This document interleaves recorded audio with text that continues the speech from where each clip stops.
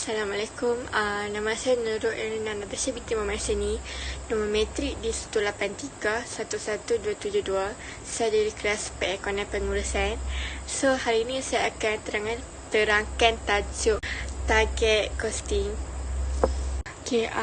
Maksud target costing.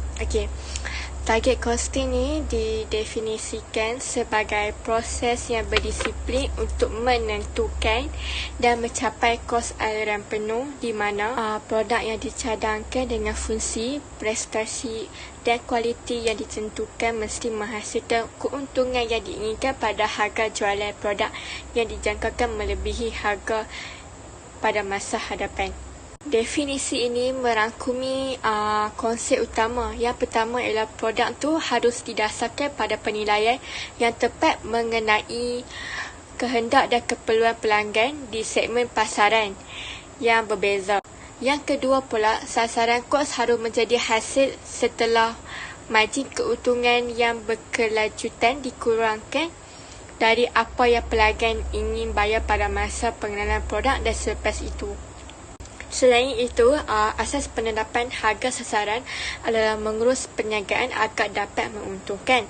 Akibatnya, penetapan biaya sasaran adalah perencana kos proaktif, pengurusan biaya dan praktik pengurangan kos di mana kos dirancang dan dikendalikan dari suatu produk dan perniagaan pada awal kitaran reka bentuk dan perkembangan dan bukannya pada peringkat akhir perkembangan dan produksi produk tersebut.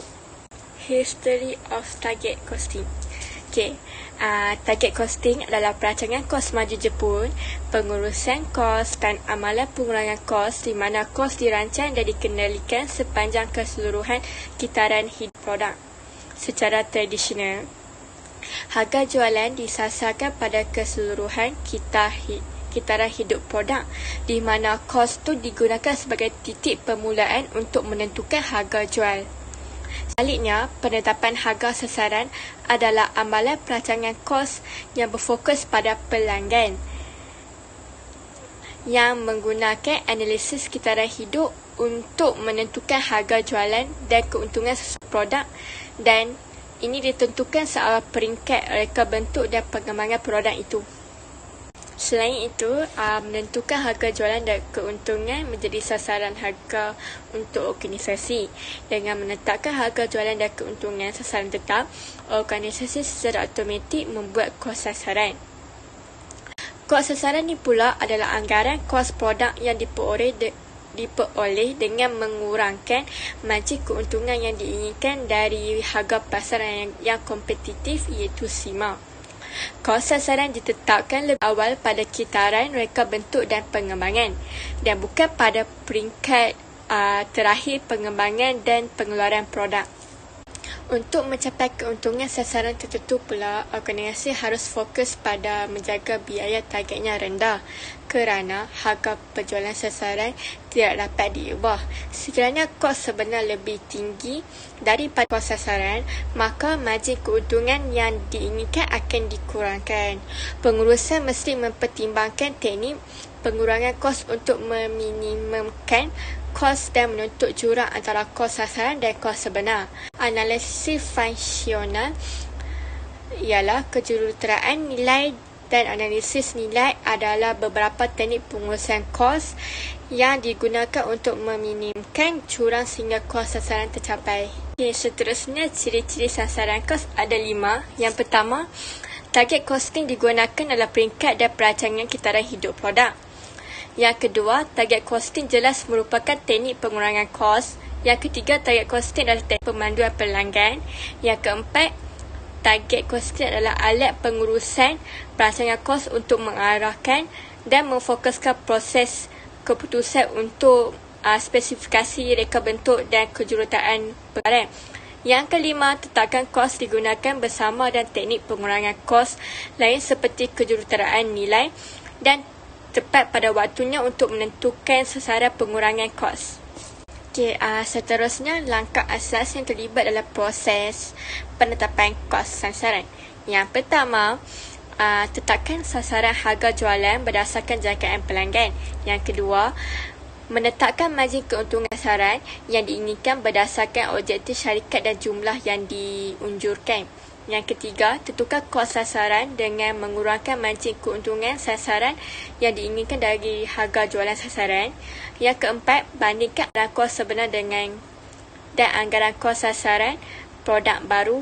Dan jika dianggarkan kos sebenar melebihi kos sasaran, tetapkan sasaran pengurangan kos untuk setiap komponen dan aktiviti pengeluaran dan menggunakan analisis nilai. So, ini adalah aliran dalam kos sasaran, iaitu target costing. Seterusnya produk level target costing. Tugas selanjutnya dari proses penetapan harga sasaran adalah penetapan biasanya sasaran tingkat produk. Target harga tahap produk menumpukan pada merancang produk yang memuaskan pelanggan syarikat dengan kos yang dibenarkan. Untuk mencapai matlamat ini, penetapan kos sasaran tahap produk biasanya dibahagikan kepada 3 langkah seperti yang ditunjukkan di bawah ini. So, ada 3 langkah. Langkah pertama adalah menetapkan kos sasaran tahap produk. Oleh kerana kos yang dibenarkan hanya diperoleh dari keadaan luaran tanpa mempertimbangkan kemampuan reka bentuk syarikat serta kos perbuatan yang realistik, ia mungkin tidak dapat dicapai dalam praktiknya.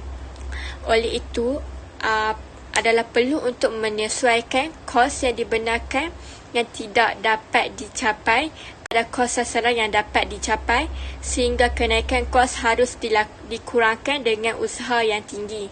Langkah kedua adalah mendisiplinkan proses biaya sasaran ini dengan memantau hubungan antara biaya dan sasaran dan antara kos produk pada setiap saat selama proses reka bentuk, menerapkan aturan kardinal sehingga total biaya sasaran pada tingkat komponen tidak melebihi sasaran kos produk dan membenarkan pengecualian untuk produk yang melanggar peraturan utama.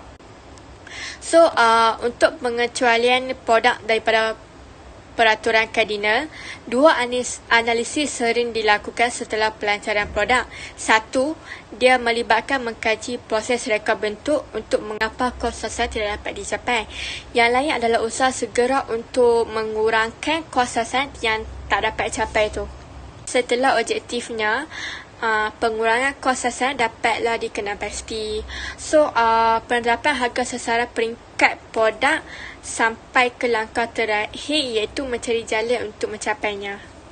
So, setakat itu saja yang dapat saya terangkan tentang target costing.